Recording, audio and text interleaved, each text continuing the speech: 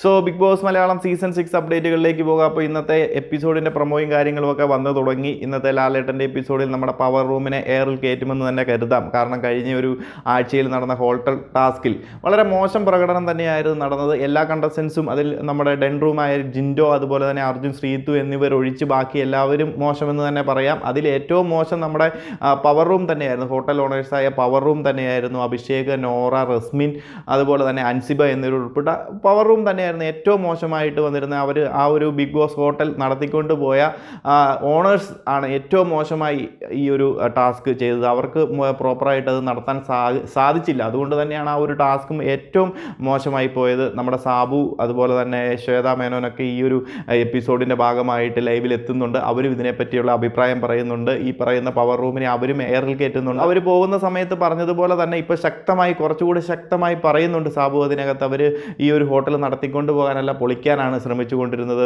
ഒരു 5 star hotel എന്ന് പറഞ്ഞ് അതിലേക്ക് വിട്ടിട്ട് വെറും ലോക്കൽ ലോഡ്ജ് പോലെയായിരുന്നു തോന്നിയത്. അതുപോലെ ഒരു മോശമായിട്ടുള്ള രീതിയിലായിരുന്നു അവിടെ നടന്നുകൊണ്ടിരുന്നത് എന്ന് സാബു അതിനകത്ത് വളരെ വ്യക്തമായിട്ട് തന്നെ പറയുന്നുണ്ട്. എന്നാണ് ലാലേട്ടൻ ഇത് ശക്തമായിട്ട് തന്നെ ചോദ്യം ചെയ്യുകയും ഈ ഒരു ടാസ്ക് കുളമാക്കിയതിൽ പവർ റൂമിനെ മിക്കവാറും എയറിലേക്ക് പറഞ്ഞു വിടാനുള്ള സകല ചാൻസുമുണ്ട്. അതോടൊപ്പം തന്നെ ക്യാപ്റ്റനായിരുന്ന അല്ലെങ്കിൽ HR ആയിരുന്ന ഋഷിയെയും എയറിലേക്ക് പറഞ്ഞു വിടണമെന്നാണ് എൻ്റെ ഒരു അഭിപ്രായം. കാരണം വ്യക്തമായ ഒരു അഭിപ്രായ സ്വാതന്ത്ര്യം ഇല്ലാത്തൊരു വ്യക്തിയായിരുന്നു ഋഷി അതിനകത്ത്.